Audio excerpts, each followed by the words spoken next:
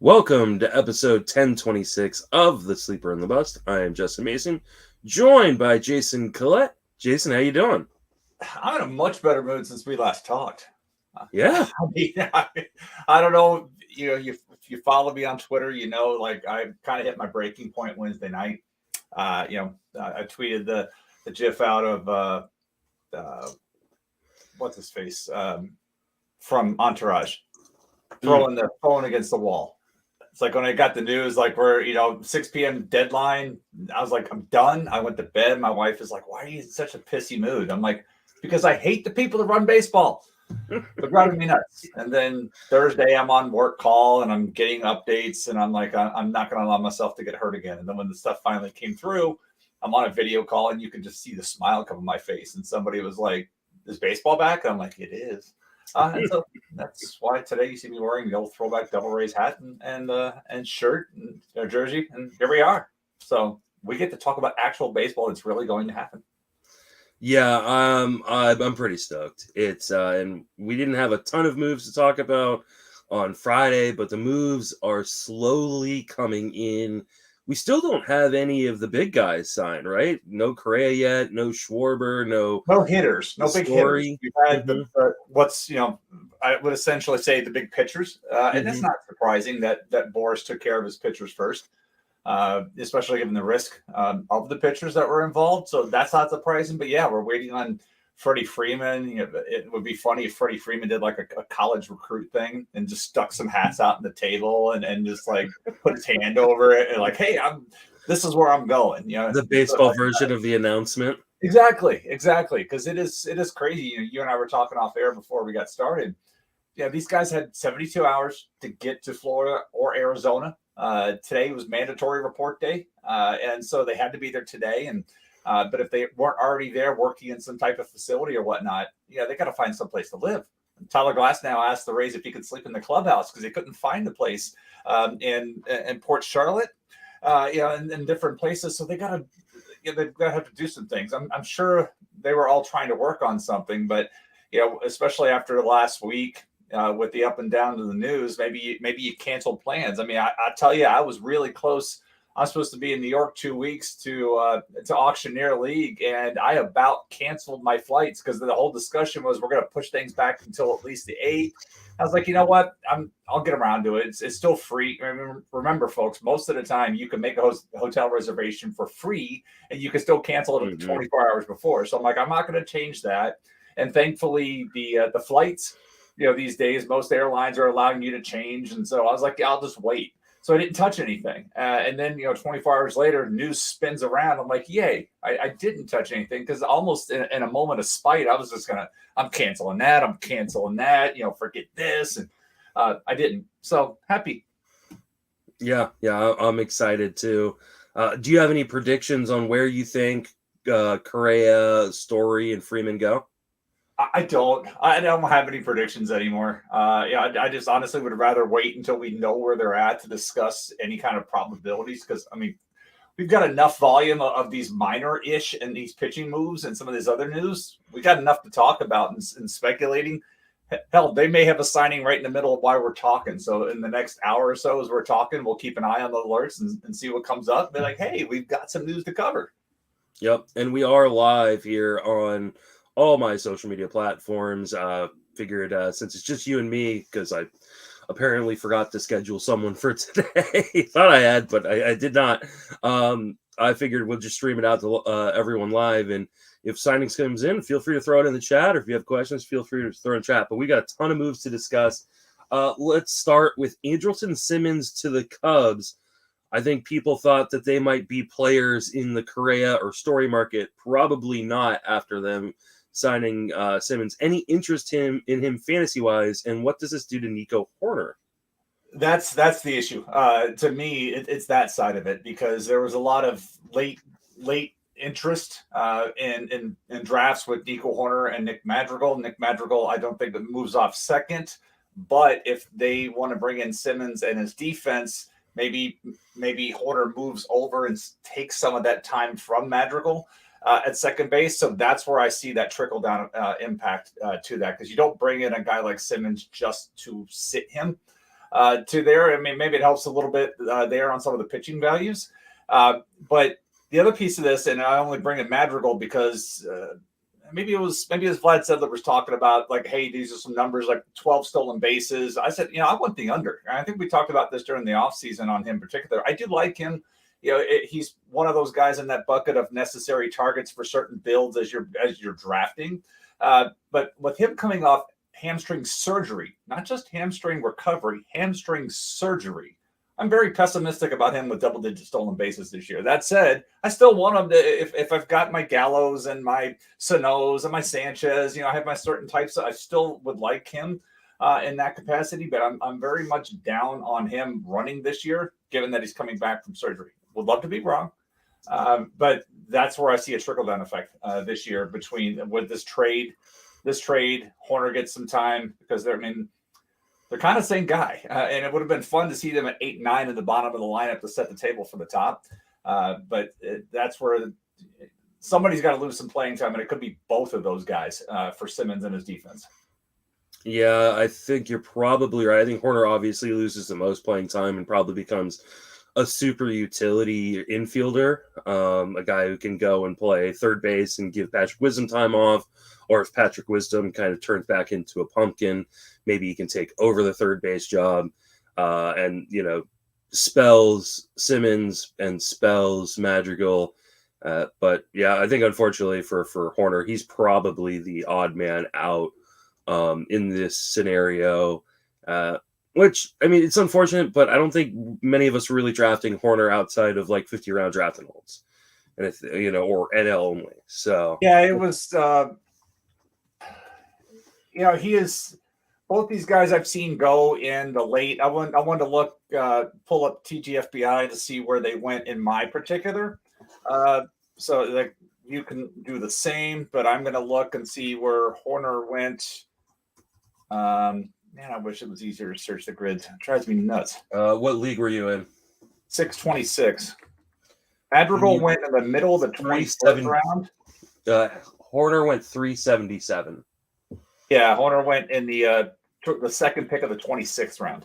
So that's kind of the gap there. That was pretty much right at ADP for him. So, he's probably a cut in most 15-team leagues at this point. Simmons didn't even get drafted. Understandably, didn't get drafted. I'm wondering if that would change now, like how that shoves everybody. Madrigal probably ends up, maybe dropping down 2 rounds, where Hoerner, like you said, maybe just doesn't get drafted at this point. Mm-hmm. Yeah, I'll be updating my ranks on the Patreon probably tonight to reflect all the moves that happened yesterday. Unfortunately for my ranks, I was at the Barf League draft all day yesterday, so I got home after a really long day after getting pulled over on my way home from the draft and getting a ticket. And I just was like, I'm not doing anything. So I will update a lot of that tonight. I'll also do pulled over in California. What were you doing? Like 110? No, it was expired registration. I forgot to renew my registration. See, that they should give a pass for that, given everything else that's happening right now. He gave me a fix-it ticket.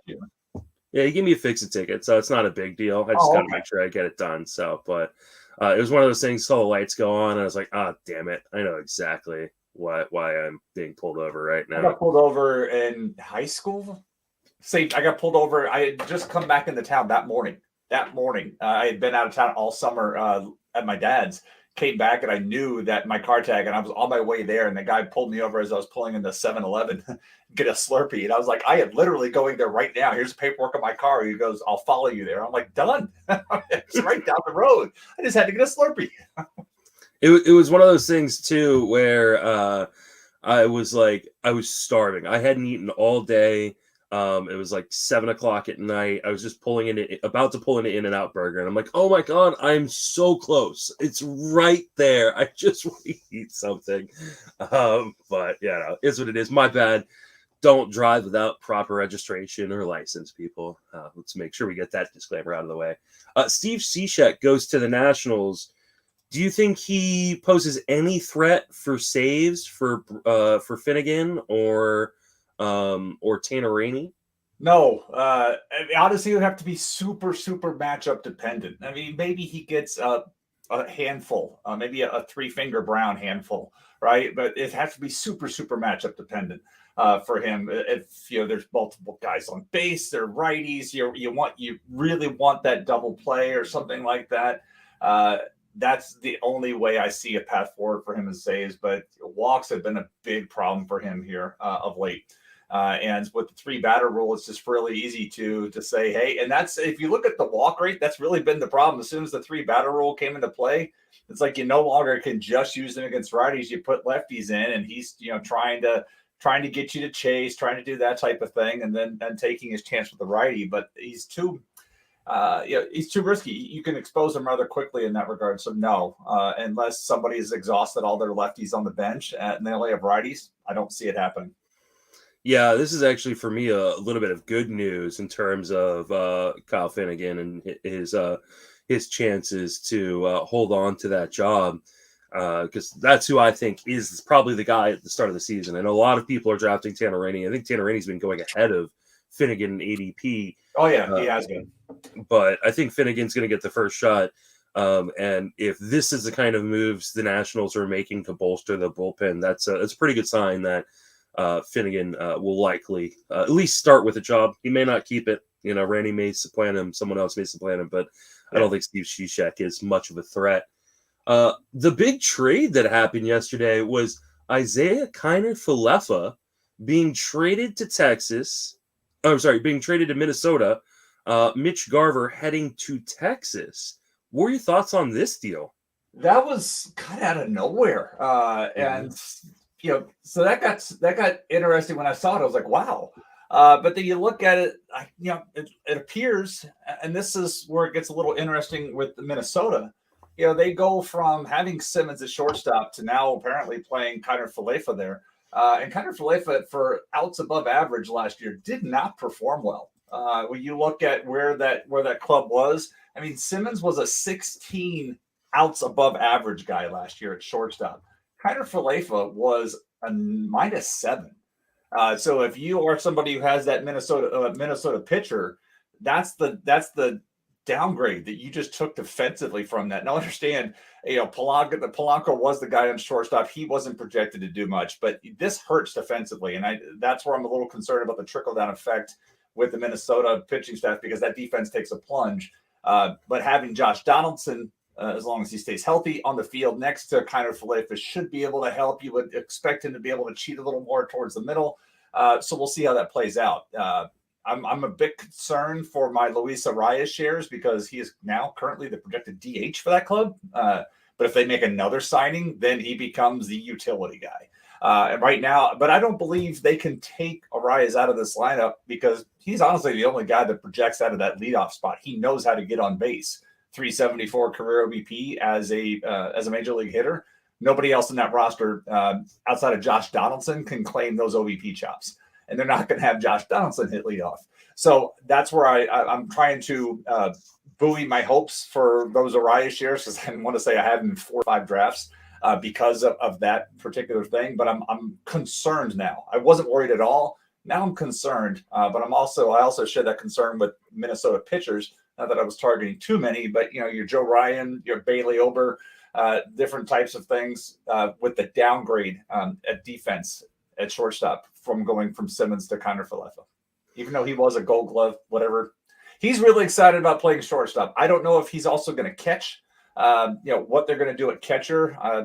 Ryan Jeffers certainly gets a little bit of a bump out of that, but I don't. It sounds like Kiner-Falefa is going to be a full-time shortstop now. Yeah, so that's what it sounded like from people who were kind of keyed in on the Minnesota organization on Twitter. I don't really get it, because this is a team that has appeared to really value defense. Donaldson on the corner, guys like Kepler and Buxton in the outfield. It's a bit surprising that they bring in someone like Kiner-Falefa. When defensively, I don't know how well he stacks up in Minnesota. So I'll be interested to see if we, this is one of the important parts. Highly recommend, if you're not already following him, go follow Mike Kurland over on Twitter. Follow his work that I think is going to be coming out on The Athletic this year, because he does a lot of spring training lineup stuff, and I think we're gonna see like how much is kind of how much is he playing shortstop, or is he moving around to different positions? Because I do think Arise is probably the guy who loses out at some point. I think I don't know if Minnesota's going to make many other moves bringing guys in, especially they've got Jose Miranda, who likely is a DH coming up at some point, and they may just wait on him. So I think Arise has a chance to kind of establish himself as, hey, I need to be in this everyday lineup before Miranda comes up. But if he doesn't, if he struggles out of the gate and Miranda comes up, Arise could be back to being kind of a super utility guy. That's where my concerns are because of that. Because with Miranda, with Arise having the position previously at second base, it's like, okay, you could see a spot where Miranda doesn't have enough defensive chops to. From what I read, I've never seen him play, but from what I read, nobody believes he's a full-time player at any one position right now. But the fact that he can move around and maybe take up some outfield. At a corner in a pinch, maybe move around the infield type of thing, right? But the numbers he put up last year in the minor leagues are really tough to overlook with that. And I put him in I did an article today for RotoWire and talked about favorite picks going after 276. So like looking at the reserves, because I went back, looked at last year in the first round of Tout Wars, 15 team mixed format, the first round of Tout Wars, Robbie Ray. So we had the AL Cy Young winner. We had Adam Duvall as the NL RBI leader. We had, and then we also had Tyler O'Neill, who, blew up. All those guys went in the first round of the reserves last year. So I wanted to talk about, because often, most of what's being discussed here, I've been listening to a lot of podcasts, walking the dogs and doing whatnot lately. Honestly, it seems like we're all talking about the same types of players and building things, but I personally haven't heard a lot of talk about the reserves. I've heard end game, but like after that's over, what do you do? And so I went through and put together a 23-man roster of here's what I can put together after pick 276. And Jose Miranda was one of the guys that I put in there. I think I put him at my either put him at third. I think I just put him at third base with that, but he's in there because his ADP range right now. When you look at where he's going right now, Jose Miranda he's my third base selection. His ADP over the last 3 weeks is 385, 348 min, 438 max. And I believe there's some upside there. And, it's a Josh Donaldson injury away from becoming oh my God, I've got to go throw my money at him. Mm-hmm. Yeah. And I think he's one of those guys, like I said, I think he's going to be up pretty early. I was just talking with Trevor Huth last night on the Pitcher List Discord. They have a little Plaid channel, which is Pitcher List After Dark. And I was chatting with him. I kind of briefly jumped in it and was chatting with him while I was writing the rundown for tonight, and kind of made mention like, is Miranda ready? And he said Miranda's ready. And we both kind of looked at Matt Thompson's breakdown of him over on Prospects Live. Defensively, it doesn't sound like he's going to be very good, so it's probably a DH, especially if Donaldson's healthy or while Donaldson's healthy. So, yeah, I think Arise has to hit out of the gate because once the service time games are over with Miranda, I think he's going to be up. All right, the next move is Jordan Lyles to the Orioles. How excited are you? Wow, I'm thrilled. And here, in all seriousness, if you are in one of those leagues that has moved away from wins and gone to innings pitched as your scoring category, this is the type of decision you have to make. Jordan Lyles is somebody that has more value in that format because he is going to bring you innings. It's what Jordan Lyles does. He did it last year with Texas. You look at the work that he did in Texas last year, gave you 180 innings of unspectacular baseball, to be quite honest. But he gave you 180 innings, and he worked deep into games. I mean, he had 23 decisions and out of his 30 starts, and so that's where he's working the 6+ innings. So if you're in that format, this is the decision you're going to have to make. Like, how many times can I carry him? with a guy that's had an ERA that had a 5.15 ERA last year, and his ERA estimators the last couple of years have not been pretty. Going to Baltimore helps with the change in Camden Yards, so that's going to help a little bit. So if you are in a format where you can bench people, I forgot if he even went. Somebody must have taken him in AL labor, but as I explained last week, I believe I did. In AL labor, you cannot bench a guy. You have to cut him unless he's hurt, and so you have to wear all those starts. And Jordan Lyles did go. In fact, he went in the reserve. So in that one, you can up and down him because he was an original reserve pick. You can up and down him. That's where he should go. So the fact that we're talking about a guy that went in the reserves of a 12-team mono expert league tells you all of you mixed leaguers should just stop listening. We're done. We're down to AL only. That's where he is. Honestly, I only see him having value is if you're in one of those leagues who move to innings pitched instead of wins. Other than that, I'm still out.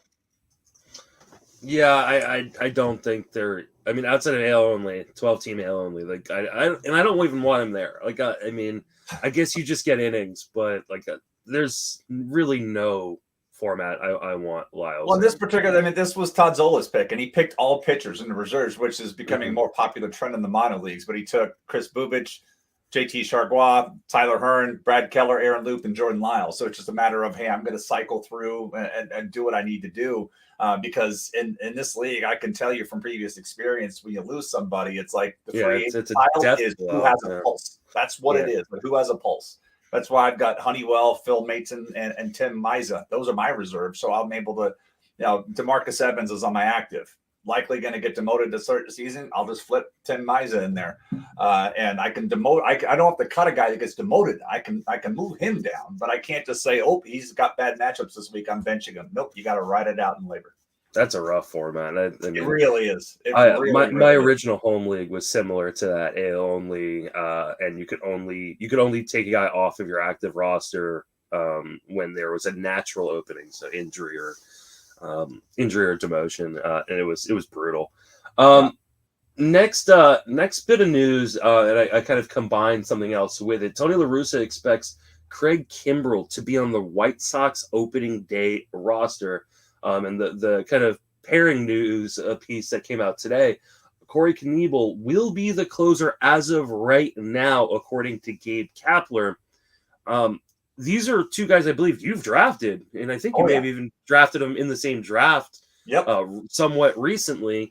So what are your takes? Do you, one, believe the manager, knowing that the manager doesn't really have control on whether guys are on teams or not?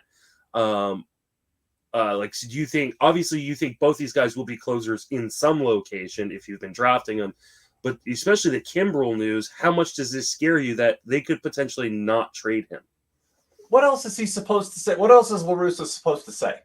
I mean, I'll say this, 2000, year 2000, I'm celebrating Valentine's Day with my first wife, and we were divorced 6 weeks later, right? These things happen. And teams are only as loyal as their options. And that's what we have here. I mean, what else is La Russa supposed to say? Yeah, he's going to be gone. We all know it. But the fact that he's saying that, and then the club's going out and acquiring Joe Kelly yesterday, read between the lines what's going to happen. So that's, to me, he's saying what he should, what the manager should. Just like, you didn't have it here, but they were saying Kevin Kiermaier's reported to camp. The Rays have been open and transparent with him about what's happening. He appreciates that. Again, it's great that they're being communicative, but I would be stunned if Kiermaier is with the club. Even by opening day, I'd still be stunned with that. But this is what they're supposed to say. And it's good to hear that Dombrowski comes out and Sam Fold, the whole combination in Philly, says that Knebel's going to be the closer, because as I've said all along, if he's there in round 10, I'm taking him, and I have in every league except TGFBI. Somebody beat me to the punch and took him, and so I didn't get to him. And that happened. Somebody took Knebel 2 picks before me. That's how I ended up with Kimbrell. I had all set. I was picking on the elbow. I'm sorry, you went a pick before me. Somebody took team 2 took him at 10-14. I had 10-15 and 11-1. I was all set to take Knebel. I ended up with Kimbrell because I didn't get him. I had no intentions on taking both there, but I did take both in one of my drafting holds in the 10th and 12th round because I didn't think Kimbrel should still be there. And I was like, I'm just going to take this right now. So it's just manager speak and GM speak right now. I wouldn't read anything into it, but I would read into something that they made the acquisition for Joe Ryan. I didn't call him Joe Ryan earlier, did I? No. You, Joe Kelly. Joe Kelly, thank you. Kelly. I messed up. I for some reason said Gabe Kapler, even though it's Girardi. Joe Kelly. Read into that. That's really the telltale sign of what they plan, what's happening. We'll talk about. Actually, I'll move the Joe Kelly one up here, so that way we can talk about that next. But I tend to agree. I still think Kimbrel is gone. They've just, unless they are just completely stacking that bullpen, which I guess they technically could, but I just think Kimbrel's going to get moved. There's going to be some team once Jansen signs. Once Ian Kennedy signs, there's going to be a team that gets desperate for a closer, and I think somebody's going to pony up something for them to give up Kimbrel. I'll be interested to see what they get though, because now I'm going to move this one up too. The White Sox signed Josh Harrison and Joe Kelly, so. Josh Harrison likely seems like he could probably play a little bit of everywhere around the infield, but maybe he could settle into a somewhat regular role at second base. What do you think they would get in a Kimbrel return? Is it prospects? I figured they'd want to bolster their MLB team, considering they seem to be pretty close to all in. So what are your thoughts on Joe Kelly going to the White Sox and thoughts on Josh Harrison? It makes sense for the back end of their bullpen. As you see, if they're going to lose Kimbrel, they have the experience with Bummer, who was really good from the left side, Kendall Graveman, Garrett Crochet, who looked better as the season went on. And then it kind of got shallow from there. So getting some more depth. But it would be really strange to see a trade of, we'll trade one reliever and get two back. That's where they're going to have to look for some other things. The Josh Harrison news is where it's going to hurt for, those that were taking late darts on like Jake Berger type of thing, because Josh Harrison can play all over the infield. He can really play anywhere except for center at this rate. And then, it looks like, but then they have Leury Garcia. They kind of coexist. Leury Garcia is the switch hitter. So Harrison makes sense if, for a LaRussa club that loves their veterans, and maybe he even overuses them a little bit. So it makes sense to have that kind of depth and that pinch hitting off the bench. Just like he made sense in Oakland last year, but I don't see the good path for Harrison's playing time in that. So it's going to hurt him there. But, with the Chicago perspective, it's going to hurt the Jake Berger share. Maybe it even hurts the Andrew Vaughn, who that's the one I really can't figure out. That, he could start for so many other teams, and he is buried on this team, and without a really clear path of coming out of the hole either. So it's like maybe they could go buy him with Kimbrel and some kind of mega deal. Who knows? But that's where I see things. I like these moves from a real baseball perspective more than a fantasy one. Yeah, I tend to agree with you. I do wonder, like, at what point do they just say, like, yeah, we're gonna trade Vaughn and see what we can get back. They're such a loaded team. Like, I don't understand some of these smaller moves. Going back though, real quick, because I do want to talk about the Court Knievel news. I'm a little surprised that this is what they'd be rolling with going into the season. I still think they could bring in another reliever, and maybe that is the as of right now. But if they're not signing anybody, I think he moves up into kind of that upper tier of locked in closers. Well, they did. I just realized you missed this on the rundown. But they did bring in Juris Familia late last night. I don't think he's a threat. I don't think either, but it just it lifts the experience up in the bullpen, because you have Familia, you have Alvarado, and then you've got Sir Anthony Dominguez making a full recovery from his TJ surgery. Because remember, he went down in 2019, so he's down, or not 19. So he'll now be fully recovered. He had 16 saves in 2018. So you've got some more options. So I don't view Familia as somebody who's going to come in and grab some saves. It just gives the bullpen. So if you were looking at, if they were initially looking at Knebel as a late inning option, much like the White Sox just bringing in Joe Kelly, if you were thinking that's what Philly was looking at, they now have other options. And so looking on paper, I'd be stunned if Knebel's not getting this closer role because everybody else has some flaws. We know Familia has issues with walks. Alvarado certainly has had issues with walks. And Dominguez really hasn't looked the same guy since coming back from surgery. But now that he's fully back, we'll see where it was because he did look really good in 18 around that. So more to come, but I would expect Knebel, as long as they don't add another guy like the Rockies and bringing in Colome last night to cloud that situation. I think Knebel's in good shape. Yeah, Matthew Williams on the YouTube channel is saying Kimbrel. Kimbrel is one of the guys I thought could end up in Philadelphia, but the more and more we get news from Philadelphia, the more and more I'm feeling likely, or like if they're gonna add some big free agents, it might be someone like Trevor Story, or an outfielder like maybe Schwarber or something like that. And then what is Philly going to give up to get a guy like Kimbrel? Yeah, I don't, because I'm assuming the White Sox are going to want something for their major league system. Like, I don't think they're going to want to trade a guy who is an elite reliever for a minor league pieces when they're trying to compete now. And I just don't know that Philly matches up super well there unless they want to trade someone like Alec Baum. But I don't know. Because the White Sox need another right-handed bat. And anything they could use another lefty bat, but that doesn't happen. I don't know where you put, but like, I mean, I don't think you trade Kimbrel for Segura, right? Like, that doesn't seem like that. Yeah, a real base, maybe in fantasy baseball you would do something like that, but real life baseball, I don't know that you want to trade a year of Kimbrel for a year of Segura. So we'll see what happens. We'll move along. You say Kikuchi. This signing kind of.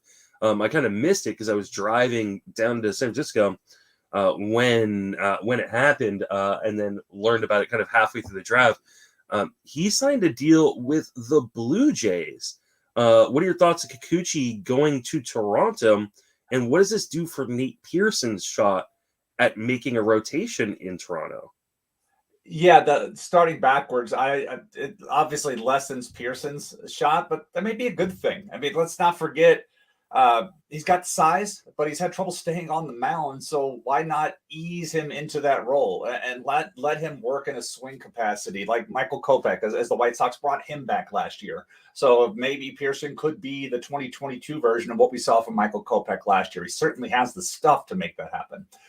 So more to come there with Kikuchi. I just can't forget, is this tough because he's always been intriguing to own, but then you look at the final results, you're like, and the velocity tends to wane during the season. He's had trouble staying together all the way through. And that's been problematic for him. So he has the stuff to get it done. Moving from pitching in Seattle to pitching in Toronto is going to be a bit of a hit. We had concerns with Hyunjin Ryu making that move, and he seemed to do well considering everything else that was going on last year to that point. So I don't know. It's a wash for me. He may run in. He should get better run support overall. I mean, this is a guy that's never won more than 7 games in a full season. That shouldn't be a problem in Toronto for him to get the run support, but that may be offset by just giving up the runs with that. But I would love to see his stuff hold up over the course of a full season and not fade in the second half as it's done in the last 2 full seasons. Yeah, this is. I mean, like you said, he's going to get a ton of run support in Toronto, but like that's the only real benefit. You're moving to a tougher division, in the AL East. You're moving to a park that has turf, and you're a 50% ground ball guy. I guess I don't know that this is going to end super well. Like he's already a bad whip asset. I think he had a 132 whip. He's a career 140 whip guy in the majors. I mean, if you're win hunting, I guess But I think this is more like, hey, you stream him on and off the waiver wire. I don't know that I don't think he was drafted in Barf yesterday. He could have been. He was not on my radar in terms of guys I was looking at drafting, and probably won't be. Like I said, I think he's more of a streamer type now. I've loved Kikuchi in the past, but I got to see something first before. He went in the middle of the 23rd and TGFBI for me, or for my league, not to me, but I took Corey Kluber over him. Yeah, I took guys like Carlos Hernandez and Patrick Corbin at the end of my draft yesterday over a guy like Patrick Corbin. That's a given. There you go, baby. It's definitely it is. Hey, I got Cedric Mullins with a 12th pick of the 3rd round. I was. How did the league let that happen? I mean, the pitching was going insanely fast. Like, for those of you who have been listening to us talk about, like, hey, as we start getting through March, the pitching prices go up. My draft yesterday was a very, very good example of what you're going to start to see in some of these kind of drafts as we go through March, as pitching prices get pushed up.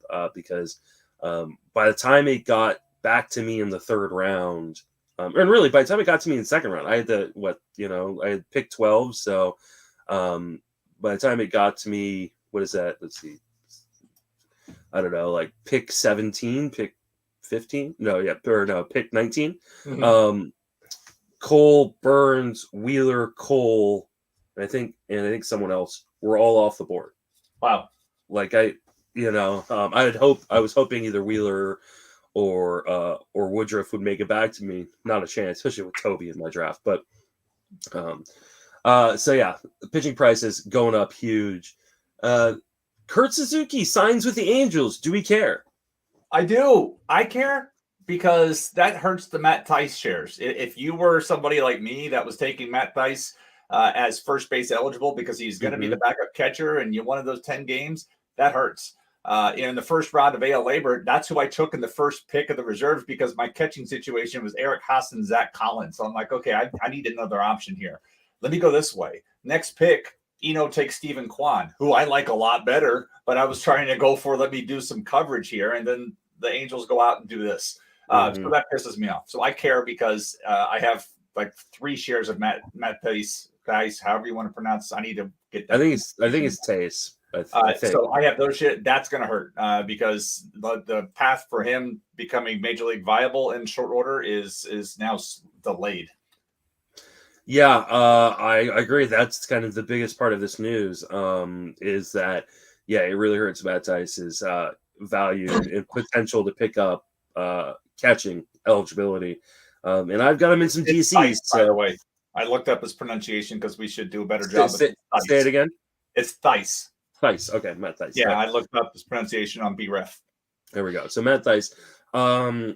Yeah, I think it hurts him more than it helps anybody else. I don't think you're really drafting Suzuki in really any formats other than maybe the deepest of AL only leagues. But yeah, it's a bummer. But moving on, Lucas Sims is a little behind due to an elbow issue. Or I think they said elbow stuff. They said elbow stuff. Yes. Is the actual quote. This is super concerning, and I've been a big detractor of Sims all draft season. Only because Paul loved him so much. Well, I didn't understand.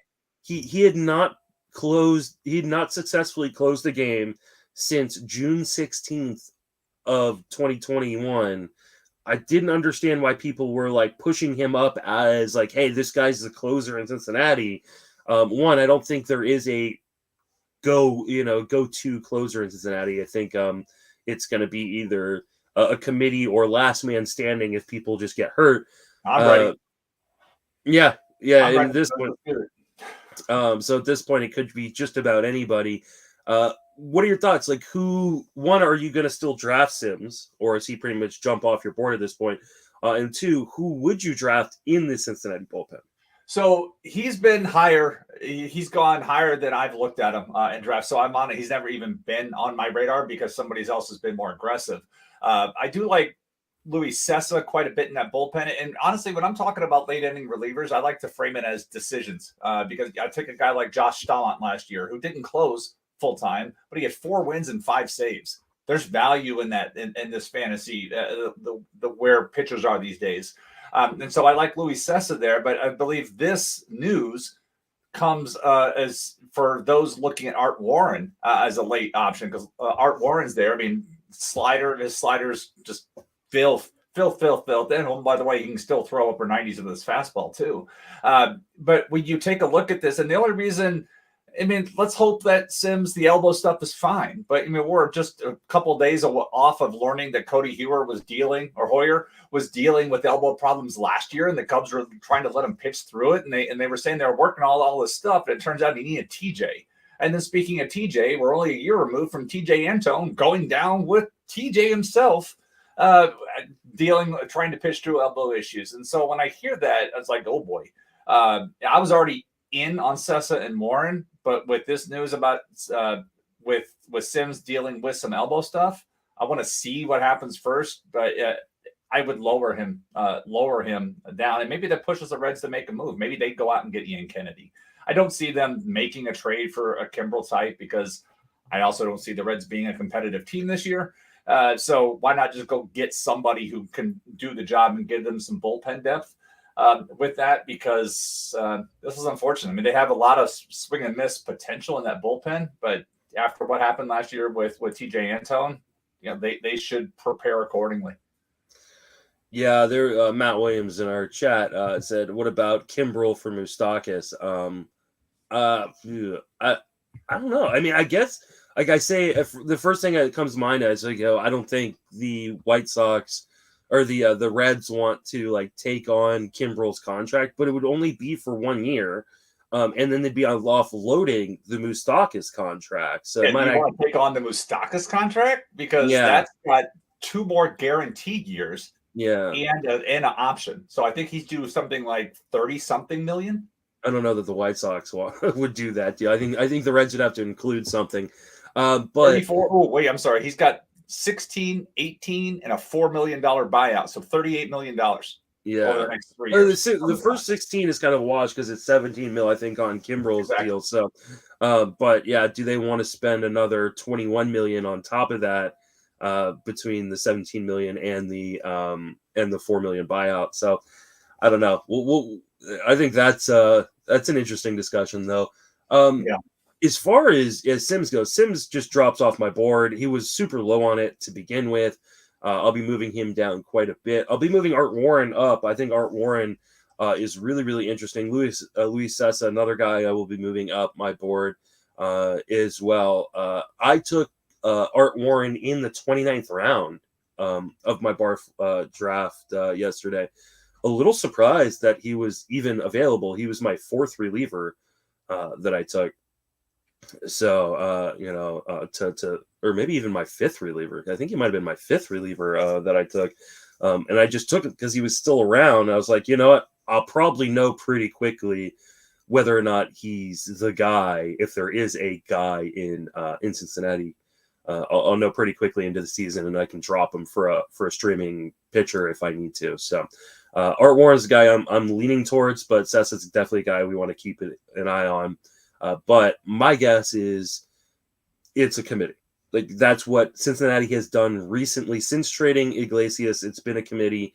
Not to say that they couldn't go with a one guy. They did it with Iglesias, but it feels like David Bell is going to be kind of leaning towards the committee roles. Not a pretty situation. I mean, the franchise is treading water and sinking. So it's you do it with what you have, and they don't have much. They really don't have many options on the minor leagues that could call up that's ready and be like, hey, come up here and do something. So it could be. They've been ravaged by injuries. I mean, it's just one of the fun pieces of news, Jose Iglesias signs a deal in Colorado. And I was joking around with the guys at the Barf League draft about it. I was like, BABIP-wise, man, he could hit like 320 in Colorado next year. I mean, it'll be an empty 320. Any interest on Jose Iglesias?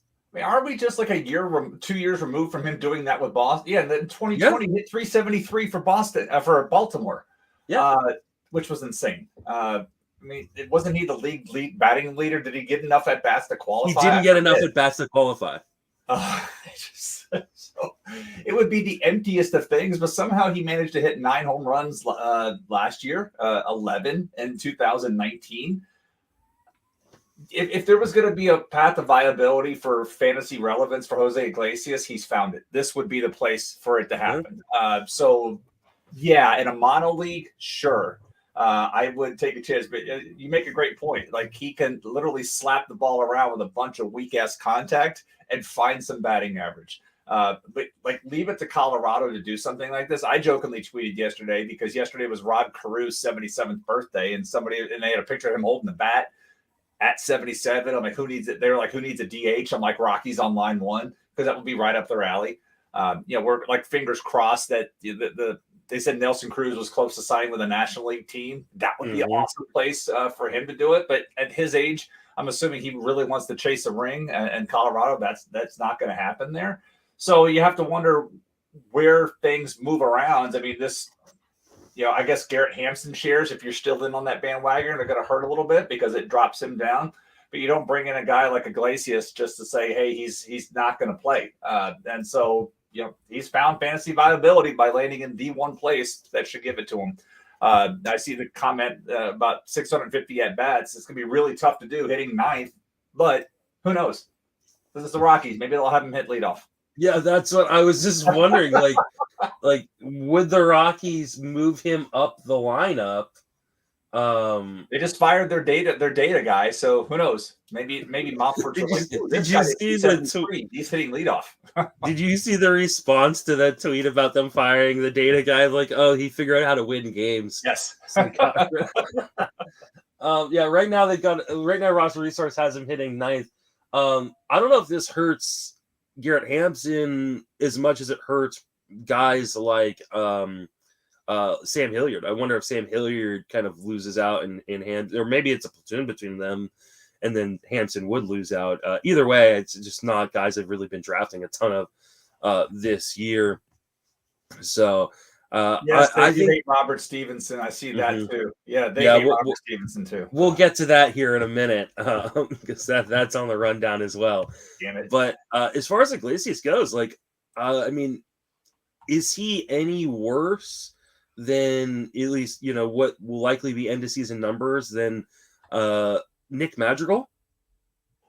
I mean, probably not, right? I mean, probably talking like he's probably like 7 home runs and 10 stolen bases. He's moving from a team or 2 teams that don't steal bases to a Rockies team that was like middle of the pack in stolen bases. So maybe he gets, 5 to 7 home runs of really good batting average and 10 stolen bases. Like, that's not that bad. Well, we talked about the playing time concerns for Madrigal with Horner, or with Horner and with the movement Simmons, with Simmons coming in, right? And so that's where, but the playing time concerns for Iglesias, I don't see him. So yeah, you're looking at a volume play. I just wanted to go back and look and see where things were for over the last couple of weeks when I look at ADP at the position, just so people can understand the gap. Iglesias, 56 shortstop, 690 is where things were going. Which is just, it would be fun to watch that jump because it's about to jump up because of volume play. Yeah, I mean, I think he's a draft and hold, really deep leagues. I think he's a volume play. Obviously in shallower formats, 10, 12 team leagues, even most 15 team leagues, you're probably not going to get him. But if you're playing in deeper formats, if you're looking for a guy who can just accumulate, I think Jose Iglesias is going to be a sneaky ad this year. Let's move right along and talk about the next move, and that was another big trade that happened yesterday. Chris Bassett getting sent from the A's to the Mets in exchange for kind of 2 prospects that aren't. I don't know anything about the 2 prospects that were sent over, to be honest. I know one of them's a 27-year-old kind of guy that they're hoping can be a starter this year. but doesn't sound like he's much of anything to worry about. What are your thoughts on Bassett in New York? I love it because he'll have better overall offensive support. I had concerns with Oakland trying to sell everything. The funny thing is there had really been all the talk had been about them trading the Mats. There hadn't been much attention on they may move Bassett, and so my concern was now it was going to be like, how is he going to get the run support? And I've had the same concerns with Montas as well, with Minaya, as this team as it dismantles and goes into its next iteration of its rebuild. So I'd like the move for Bassett going to the Mets, where he should have better run support, where the situation, the bullpens to be more solidified. It should help his fantasy value. I think, ballpark wise, it's a bit of a downgrade considering how much Bassett likes to take advantage of the expanded foul territory with his ability to work up and get soft contact on infield flies and whatnot. But overall, I don't know how you can look at this other than this is a big win for his fantasy value, and it's going to push him up. Yeah, I completely agree. When I saw the news, I was talking about it with some guys at the bar fleet. I was like, this is like best case scenario. Like if Bassett was going to be traded, getting traded to the Mets ballpark, that division, like that was probably pretty close to best case scenario. I mean, the only other place I think that could have been even, maybe a little bit better would have been St. Louis, but I didn't think St. Louis was interested. So I'm a little bummed that the Mets went after Bassett as opposed to going after Molly, because that had been a rumor that was flying around, and I was about ready to just like run victory laps all over the place if Molly ended up in New York. But I think this is a fantastic move for the Mets. I think it's a fantastic move for Chris Bassett's value. I will probably be bumping him up a few spots, but I already had him super high, much higher than the consensus. So I'm sure I will be getting a ton of shares of Chris Bassett in my upcoming drafts. Did not get him yesterday, though. Yeah, well, here for pitchers, this is where he's been over the past 3 weeks in terms of starting pitchers, ADP wise. McClanahan, Shane Baz, Nate Eovaldi, Sean Manaea, Zach Gallen, Tyler Mahle, and Carlos Rodon have been going just in front of Bassett. I could see Bassett making the jump over all of that, maybe even all of it, because you have innings concerns with the 2 Tampa Bay pitchers. Eovaldi, you have some injury risk with him. With Manaea, we talked about losing offense on that club. Gallen, who knows? A lot of people are still burned from last year. And then with Tyler Mahle and the home run problems. So I could see Bassett making the jump all the way just outside the top 40 overall pitchers, which would then put him on the precipice of the overall top 100 because McClanahan is at 105 lately.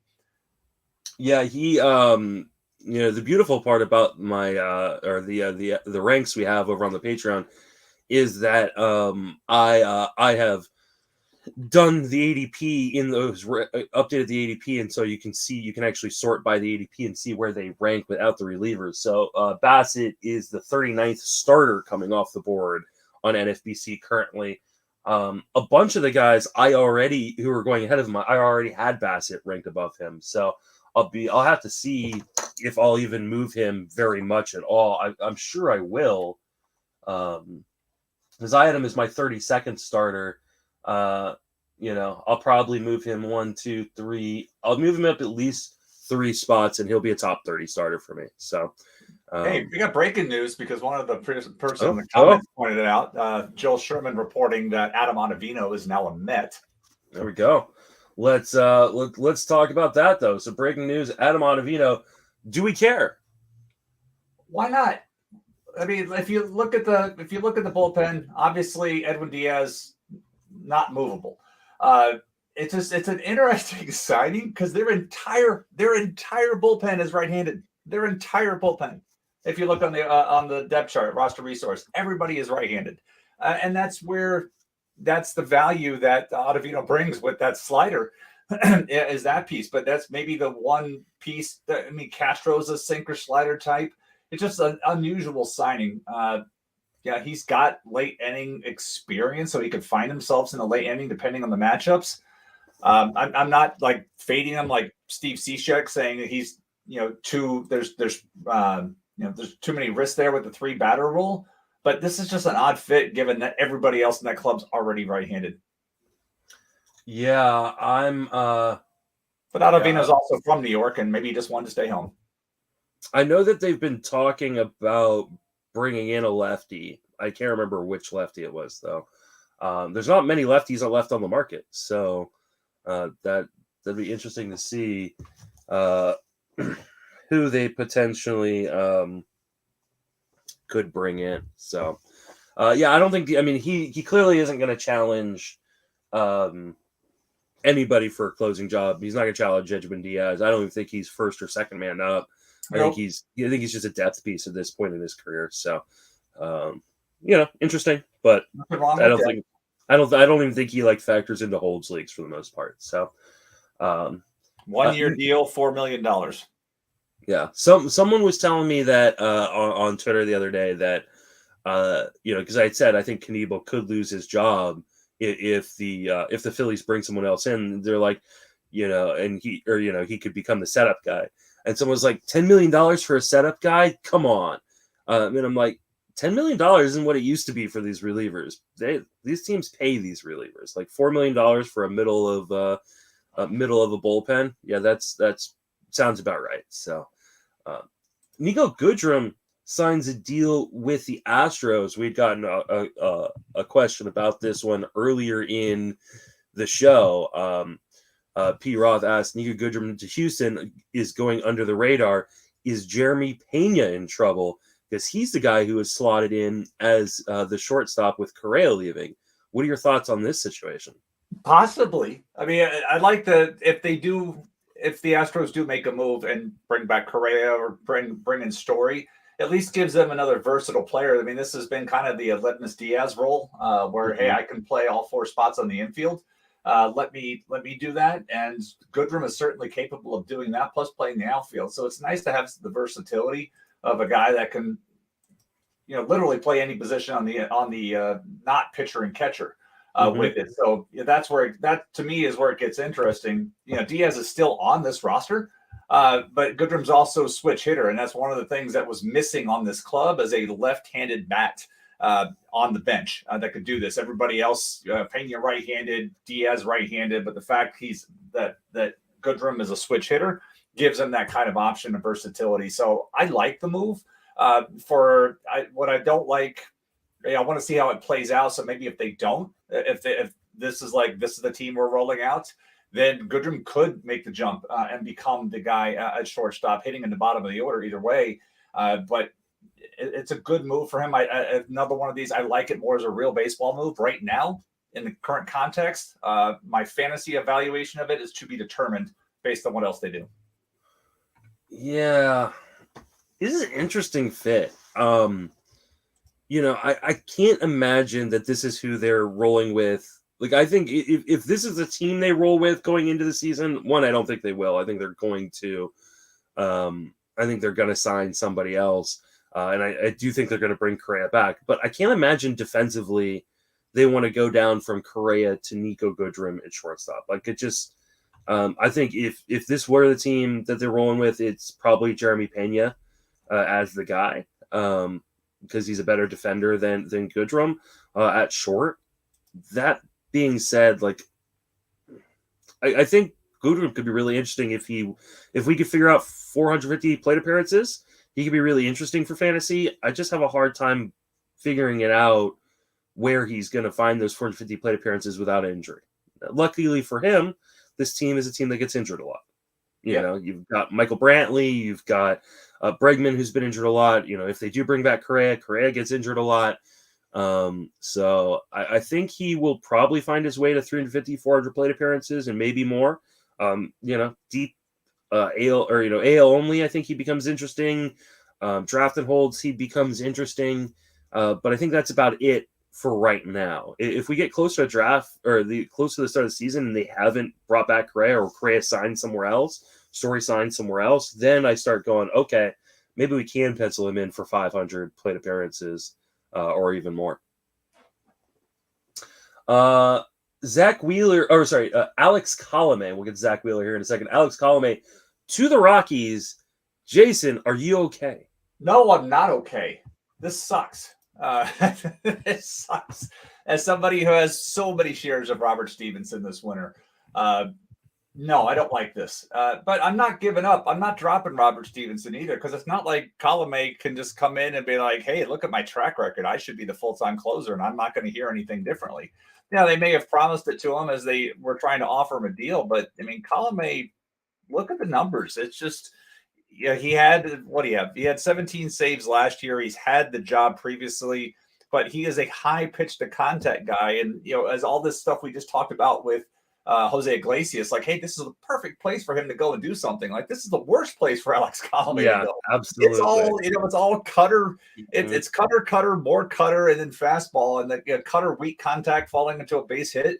I jokingly said, somebody, Doug Dennis, I think on Twitter this morning, is like, sure, bring it, Alex Colomé. Why not? And I was like, yeah, Sean Chacon agrees. It's like, go back and look at Sean Chacon the year he had, I think, 20-something saves with a 6.20-something ERA. It's like, to me, this is ugly. I don't like it, but I'm not dropping Stevenson, mainly because it's draft and holds, and I can't. But I also did take him with the last pick of TGFBI. So he was my 30.15 pick. And I'm just going to be stubborn there. I'm not going to drop him there either. At least try not to. Because I believe he's got the better stuff, and I don't want to be like, drop him, and then, Colomé gets a job 2 weeks, and like, all right, you're done. We're pulling in Stevenson. So we'll see how it works. I know it's risky to carry a potential closer as one of your 7 roster spots in a 15-team mixed league. Sometimes you got to do what you got to do, and I'll see what happens out of it. But I was really unhappy to hear that news last night. Yeah, it's great for Colomé because he's going to be the closer, at least to start the season. But like you said, this is like the worst possible landing spot for Colomé to be a closer. Such a Rockies move. This is not going to end well. I do not want a Rockies closer unless he is an elite one. There's no elite one in Colorado. I'm not drafting. I've already drafted Colomé on some draft and holds, but other than that, he's not going to be a guy that I pick at pretty much any point. I almost drafted TGFBI. He, I believe, didn't. I don't think he got drafted, or maybe he did super late. Not TGFBI and Barf yesterday. But yeah, I don't want the Rockies are going to be bad. This is a situation that could end up really bad. Colomé's been a guy who's like been really, really good his entire career until last year, in spite of the underlying statistics. Always showing that he's going to get hit hard at some point. I think he's going to get hit hard in Colorado. That's just not a good spot. Yeah, it's crazy because he was, like you said, you look at his ERA estimators, and he would do well, especially when Tampa Bay moved him to the pen from 16 to 18. And then in 19, you started to see some cracks in the armor, even though he still got 30 saves. And then in the short in 2020, he was unreal, but the numbers were like, yeah, this ain't going to hold up. And then last year, that all came to fruition, where now his ERA and his estimators are now on the same page in a bad way. And let's go to Colorado and see how this plays out. I expect like death by 1,000 bloopers, where because it's really it's the fastball and the cutter off the fastball. And if he can get the cutter to fade off and people swing over it, great. But if they're like flaring it to right field and all those different things, or weak bouncers, I just expect, death by 1,000 bloopers. Then it's going to be painful. But this is, saves or saves or saves. And if he has the job, somebody's going to draft him and somebody's going to get those saves. Yeah, no, thank you. I don't want those saves. I mean, NL only, I guess, but like, I'm not playing in NL only this year, so like I'm not personally. I will not be making that plunge. And Godspeed to those of you who do make the Alex Colomé plunge. Zach Wheeler is a little behind workload related per Dombrowski, and then you also put a note in here that says also reported IL stints are back to 15 days for pitchers. What are your thoughts on Zach Wheeler? Are you pushing him down your board a little bit with this news? And how do you think that we're going to see this 15-day IL stuff play out again for pitchers? Yeah, the 15-day IL thing for pitchers is, that means 3 starts. Potential, depending on the schedule, 2 to 3 starts. With that, no more of this, hey, they're going to miss a start. That's no longer possible. So it's a factor. And the other piece of that, while we're on that, by the way, is the fact that unvaccinated players cannot go to Toronto and play there. So you got to factor that in this year too, where that's a bit of a home field advantage for Toronto, given that what they went through last year. I guess it's only fair that the scales tilt in their direction this time.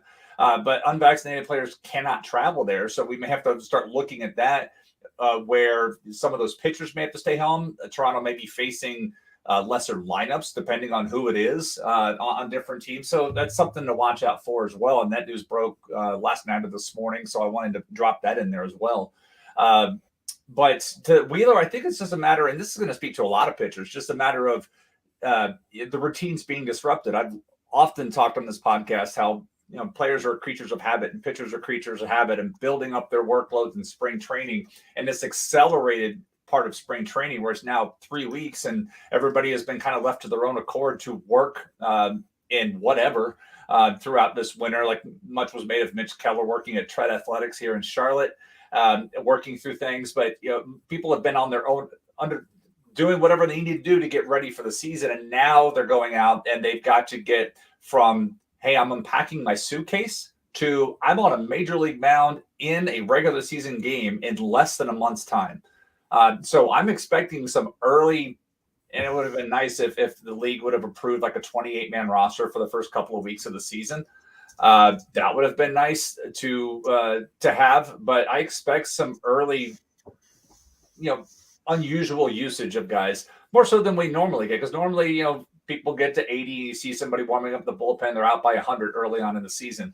And we're freaking out if they go longer than that. But I'm expecting kind of some 2020 usage in the first couple of weeks of the season to accommodate for these guys on short, having to get ready on such short notice. Yeah, I might drop Wheeler down a spot. I had my number 3 starting pitcher. Maybe I move him below Woodruff. But I just can't imagine. I mean, unless to me, it's a rising tide lifts all boats types of things. The news affects everybody. So it's just like, I don't change any ranking. It's just... It is what it is, but I just think looking at expectations, it's just yet another thing to remind you, if you're projecting anybody for 200 innings, if you're projecting anybody for 190 innings, revisit your look at that pitcher. I just don't see some noise in my house. That was weird. Either of those things happening. I just heard a loud bang. the ghosts of pitchers past are you ramble on for a second. I'm gonna peek out the door and make sure. All right, no worries. I'm not super worried. I mean, unless we get some sort of news about Wheeler, that he is dealing with some sort of like elbow issue or shoulder issue, and that's the real reason why he's being, or he's behind. Then obviously I would drop him considerably. But until we get some sort of news that something is wrong, I'm gonna stick with Wheeler being a top 5 pitcher for me in 2022. So. No, we're good here at the house. All right. We got a few more pieces of news. Diekman is close to a deal with the Red Sox. Do we care? It'll be interesting, given that the whole late inning situation there is not fully settled. I don't. Maybe he becomes part of the late inning decisions process there, but the whole process there isn't really settled. And it gives them a nice option for battling lefties late. It'll be interesting. I'm not discounting it. It bumps them up slightly on things, but overall, I don't know. I would be stunned to see him just slide into the, hey, you're going to be the guy we're closing.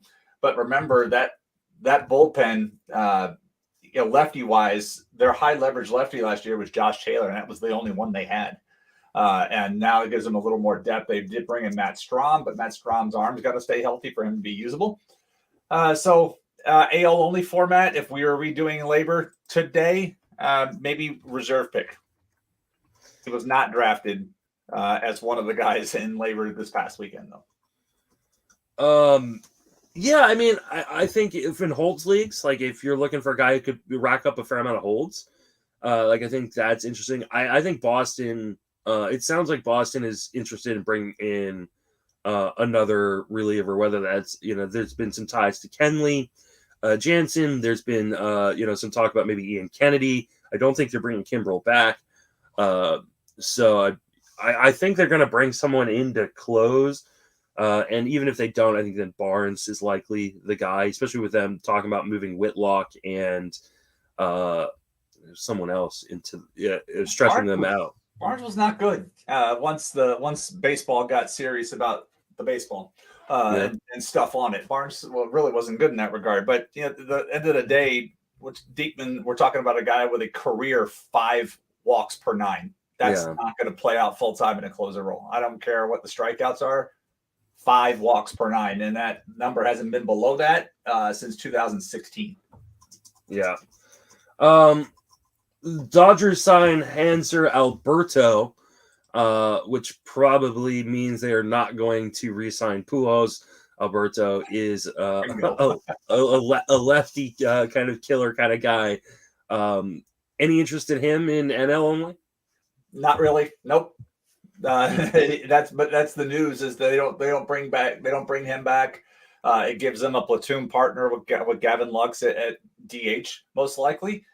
This is one of those, and I think this would also be a telltale sign that the Dodgers are not planning on staffing that DH role with a full-time DH, using it as a way to provide days off in the field for Justin Turner, for Mookie Betts, with the not having the hip surgery. That different type of thing for AJ Pollock, but I believe that the Dodgers are not going to use the DH in a full-time role unless they get some stupid good price for somebody. But that's the other thing I see out of this. Yep. Joe Ross is out 6 to 8 weeks, and he after an elbow bone spur injury surgery. Thanks to Jay Hook over on who's watching on Twitch for that update. Any thoughts on the Nats rotation? Who could benefit from that? I mean, he was already out to me. I mean, because he had the partial torn elbow ligament, had surgery in August. To me, I never even factored him in. It's just unfortunate because he's always hurt, but never even factored him in. I could see them going out and making another move for a pitcher, but that I've said Josiah Gray is the only guy I am comfortable rostering. I know you take. How dare you, Corbin? I know you'll take Corbin, but Gray is the only guy I am comfortable rostering in the active phase. Now, I would take a dart on Corbin in the reserves if he made it there, just for the strikeouts. But other than that, I really do not want any share of a national starting pitcher. I'm pretty much right there with you. I've drafted a little bit of Paulo Espino in draft and holds, just as late innings. It'd be 35. There's no upside. What we've seen is probably what we're gonna get from him. But I mean, outside of I'm drafting Corbin late in a regular draft, reserve rounds type thing. And Josiah Gray, I've been drafting here and there. Yeah, I've heard a lot of people talk about Strasburg recently and how they're willing to take a gamble on him. I have zero interest in Steven Strasburg. He is pretty much off my board. At national too, but they're paying him so much money. They have so much money left in his contract. Yeah, I want nothing to. I mean, if we see him out and he looks great, in spring training, maybe I come around a little bit, but I don't know. It just seems. I mean, he's been through so much in the last few years in terms of injuries. I just think it's so risky. I know the skills are great when he's healthy. He's just not healthy ever. And I don't have any faith that he's healthy now. So, or he got hurt in the middle of that diatribe. Either one. Exactly, right?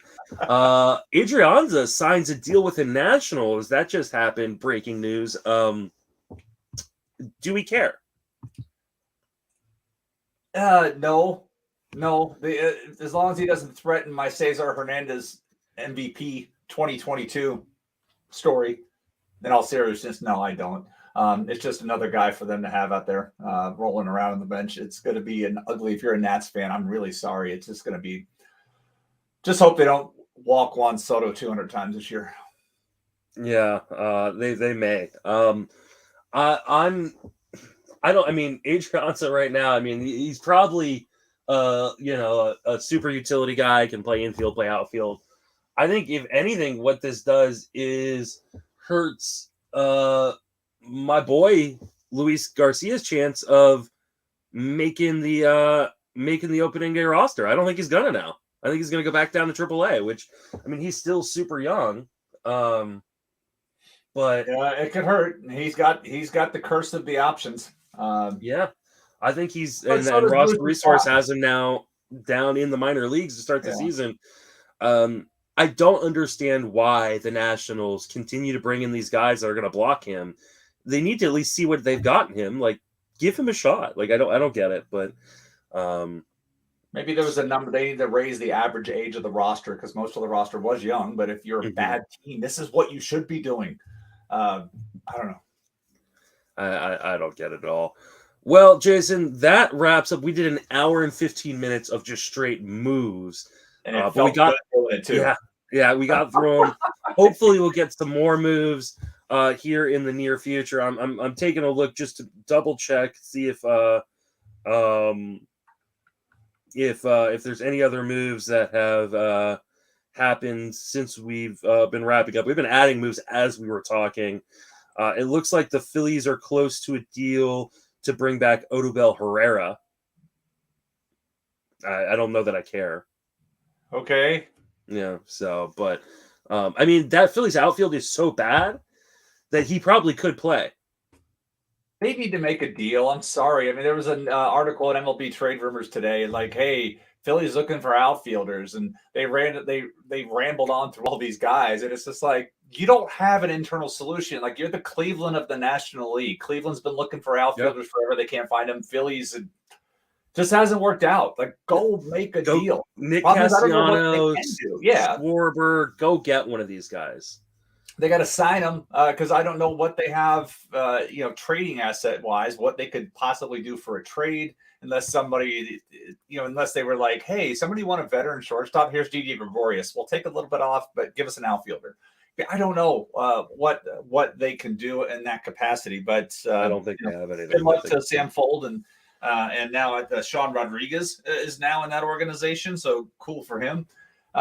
Figure something out there, but they need to do something in the outfield because what they have, no, that Cleveland, if you take all the outfielders combined in Cleveland plus Philly and put them together, you got like a 1.5 outfielders. Yeah, you still have Bryce Harper. And that's like with Bryce Harper making up 1.25 of the outfield. So hey, don't besmirch my Bradley Zimmer. He's at least half an outfielder on his own. So, Jason, where can people reach you at? What are you working on? I at Jason Collette on Twitter.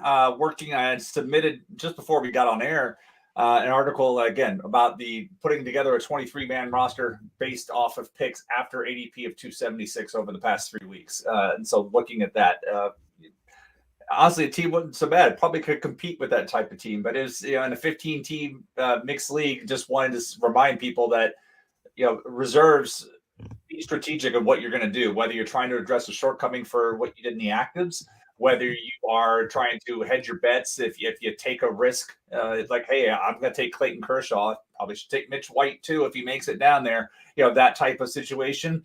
Or you want to spec some closers. Have a plan when you go into the reserve round so you can get into it and have a plan there. But as I mentioned earlier, the fact that the AL Cy Young Award winner, the NL RBI leader, went in the first round of a 15-team tout mix last year, there's opportunities down there. And those types of moves, I forgot who won that league last year, but Tyler O'Neill went after that. I mean, those types of moves help make the difference in the league. So have a plan about what you're going to do in the reserves. That way, when it gets there, you're not, because most often it's only a couple of minutes between that, but have your plan. And in your deeper leagues, especially, we were talking earlier, there's nothing worse than being that owner who's just sitting there going, hold on, need another minute. It's like, oh my God, make a pick. Like, have a strategy and just get it done and move that and keep the draft moving. Otherwise, there should be a clock in the reserves. Even if you're in person, clock, and you can have like the whole wrap it up from the old Dave Chappelle skit. Have a bell. Yes, have a clock. It's a minute, and that you get skipped, and you go to do something, but keep it moving. Have a plan for the reserves. Absolutely. You can reach me on Twitter at Mason FWFB. I'm writing daily over at Fangraphs. I'm on this podcast, the Friends of Fantasy Benefits podcast, and the TGFBI podcast. That will wrap us up for this episode. For Jason and myself, thank you for listening. Have a fantastic baseball season.